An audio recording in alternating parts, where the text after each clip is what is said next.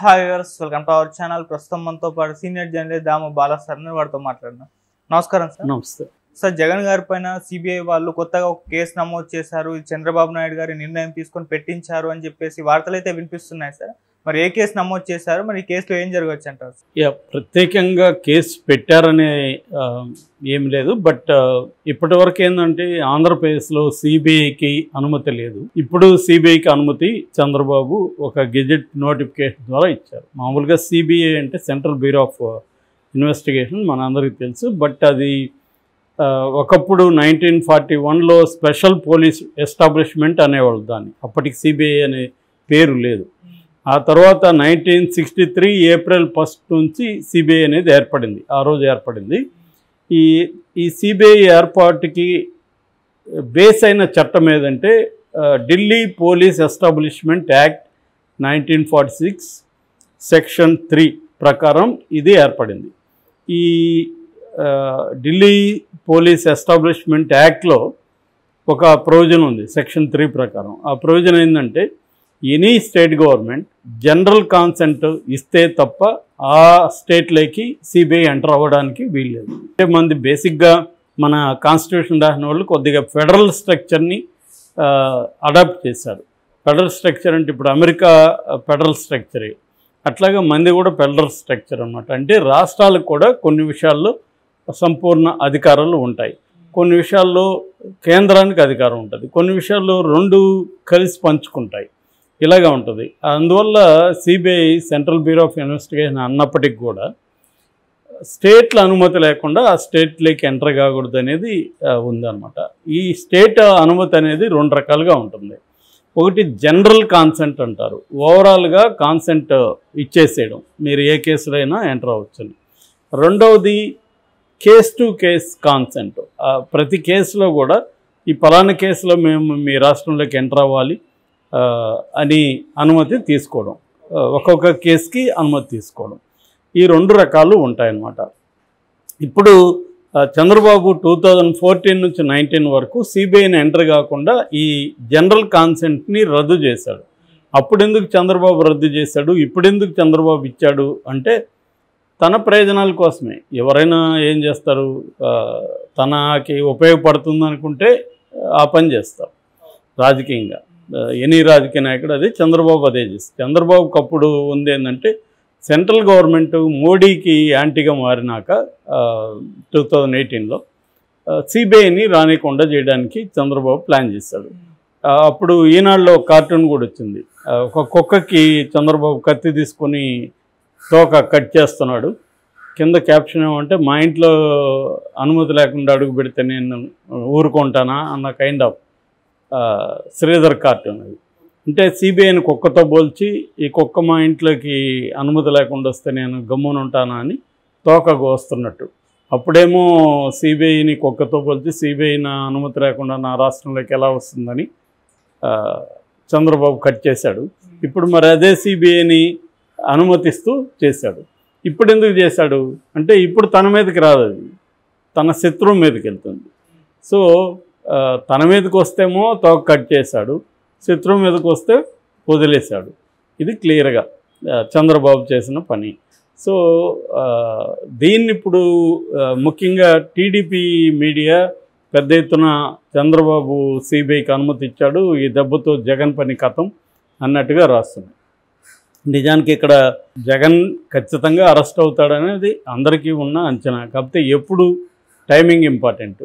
So Chandrababu, నేను గతంలో కూడా చెప్పాను, మిగతా రాధాకృష్ణ మిగతాలాగా ఆయన స్పీడ్గా చేసేయాలని లేదు, ఆయనకి టైమింగ్ ఇంపార్టెంట్ అనేది తెలుసు రాజకీయాల్లో.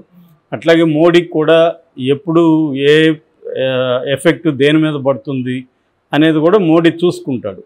ఇప్పుడు రేపొద్దున జగన్ అరెస్ట్ చేస్తే దాని ప్రభావం ఏ మహారాష్ట్ర ఎన్నికల మీదో లేకపోతే జమ్మూ కాశ్మీర్ ఎన్నికల మీదో హర్యానా ఎన్నికల మీద కూడా పడవచ్చు. ఎందుకంటే జగన్ ఇండియా కూటమిలో చేరిపోయాడు అనుకో, అప్పుడు ఇండియా కూటమి దీన్ని కూడా అక్కడ ఎన్నికల్లో ప్రస్తావిస్తుంది.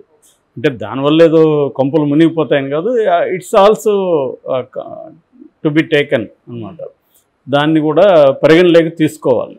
సో అదొకటి. రెండవది, ఈ రాష్ట్రంలో జగన్ ఇప్పుడు అరెస్ట్ చేయడం వల్ల తనకి ఎంత ప్రయోజనం అనేది కూడా మోడీ చూసుకుంటాడు. ఒకటి చంద్రబాబుకి ఆ మాత్రం పీరియడ్ ఎట్లాగూ ఫండ్స్ ఇవ్వట్లేదు రాష్ట్రానికి, కనీసం చంద్రబాబు పొలిటికల్ రైవలరీ జగన్తో ఉంది కాబట్టి దానికి చంద్రబాబుకి హెల్ప్ చేయాలనేది ఉంటుంది మోడీకి. ఎందుకంటే చంద్రబాబు మీద బేస్ అయిన ఎన్డీఏ కూటమి కాబట్టి.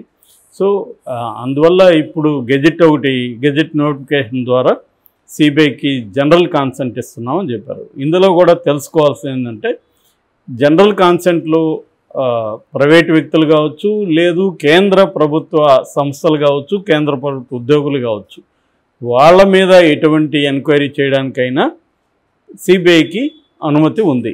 అయితే రాష్ట్ర ప్రభుత్వ ఉద్యోగుల విషయంలో మాత్రం సిబిఐ ఎంటర్ కావాలంటే ప్రత్యేకంగా మళ్ళీ పర్మిషన్ తీసుకోవాల్సి ఉంటుంది. అది ఇప్పుడు ఇచ్చిన ఇది.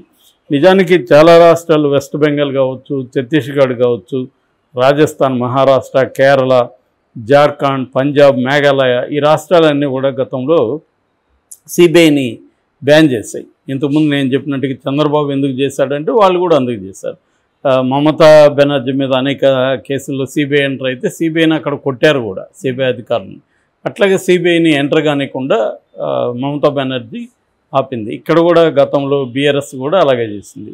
అంటే జనరల్ కాన్సెంట్ అనేది అన్ని రాష్ట్రాలు ఇవ్వచ్చు, ఇవ్వకపోవచ్చు. అందుకని ఇప్పుడు ఏం చేస్తున్నారంటే అసలు ఇది తీసేసి సిబిఐకి స్టేట్ల అనుమతి అవసరం లేదు, అటువంటి ఒక బిల్లు తీసుకురావాలని పార్లమెంటరీ ప్యానెల్లో కూడా సిఫార్సు కూడా చేశారు. అంటే సిబిఐ ఏ రాష్ట్రంలో అయినా కూడా చేయొచ్చు. ఇప్పుడు ఫర్ ఎగ్జాంపుల్ ఈడీ ఉంది, ఈడీకి అనుమతి లేదు. తర్వాత ఎన్ఐఏ ఉంది, దానికి అనుమతి లేదు. ఇలాగా వాటన్నిటి లేనప్పుడు దీనికి ఎందుకు ఉండాలి, ఆ చట్టాన్ని మార్చుదాము, ఈ ఢిల్లీ ఎస్టాబ్లిష్మెంట్ యాక్ట్ని అనేది కూడా ఇప్పుడు పెండింగ్లో ఉంది. అది కానీ మారిస్తే ఏ స్టేట్ కూడా ఇంకా నో చెప్పే అవకాశం ఉండదు. కాకపోతే ఇప్పుడు కొన్ని రాష్ట్రాలు ప్రభుత్వాలు ఈ బిల్లుకి వ్యతిరేకంగా ఉండే అవకాశం ఉంది. కాబట్టి మోడీ దీని మీద ఇప్పటికిప్పుడే రియాక్ట్ అయ్యే అవకాశం తక్కువ ఉంది.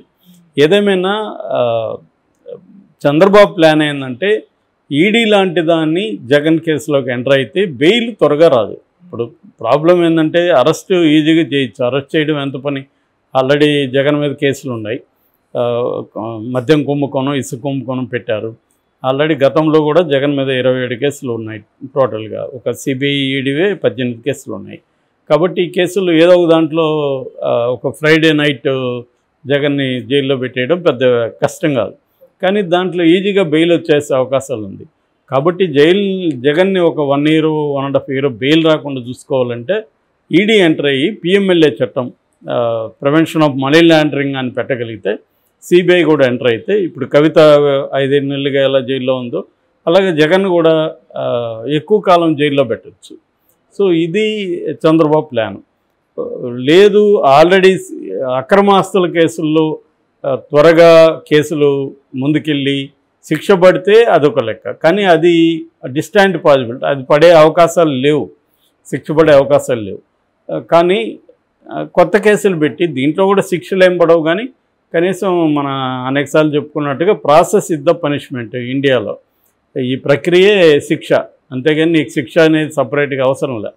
ఈ ప్రక్రియలోనే వాళ్ళకి కావాల్సిన 1 year 2 years జైళ్ళలో పెట్టచ్చు. అయితే ఇది ఎప్పుడు పెడితే తమకు ఉపయోగం జగన్ని? ఇప్పుడే పెట్టడం మంచిదా, లేకపోతే కొంతకాలం తర్వాత ఇంకొంత? ఇప్పుడు ఎందుకంటే ఆల్రెడీ పథకాలు అమలు చేయలేదు, కొంత అసంతృప్తి ప్రజల్లో ఉంది చంద్రబాబు ప్రభుత్వం మీద.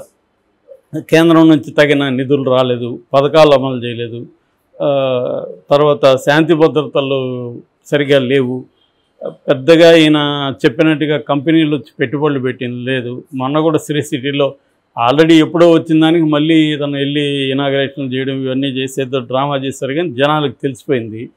కాబట్టి ఈ కాంటెక్స్లో ఇప్పుడు కానీ జగన్ని అరెస్ట్ చేస్తే ఈ ఆల్రెడీ ఉన్న అసంతృప్తి ఇదంతా కూడా ఒక ఆందోళనగా మారితే జగన్కి హెల్ప్ అయ్యే అవకాశాలు ఉన్నాయి. సో ఇవన్నీ ఆలోచించుకొని చంద్రబాబు పెడతాడు. అంటే గ్రౌండ్ మాత్రం ప్రిపేర్ చేస్తున్నాడు. కొంతమంది వైసీపీ వాళ్ళని అయితే జైల్లో పెట్టే అవకాశాలు కనిపిస్తున్నాయి మనకి. ఆల్రెడీ కొంతమందిని జైల్లో పెట్టారు. ఇప్పుడు కొడాలి నాని కావచ్చు, రోజా కావచ్చు, వల్లభనేని వంశీ కావచ్చు, ఇంకొంతమంది లేల్లాపిరెడ్డి ఇలాంటి వాళ్ళ మీద కేసుల కత్తులు వేలాడుతున్నాయి. వాళ్ళని ఎప్పుడైనా జైల్లో పెట్టే అవకాశం ఉంది. ఆ యాంగిల్లో ఇప్పుడు సిబిఐకి చంద్రబాబు పర్మిషన్ ఇచ్చింది ఇది వార్త ప్రధానంగా. Thank you so much.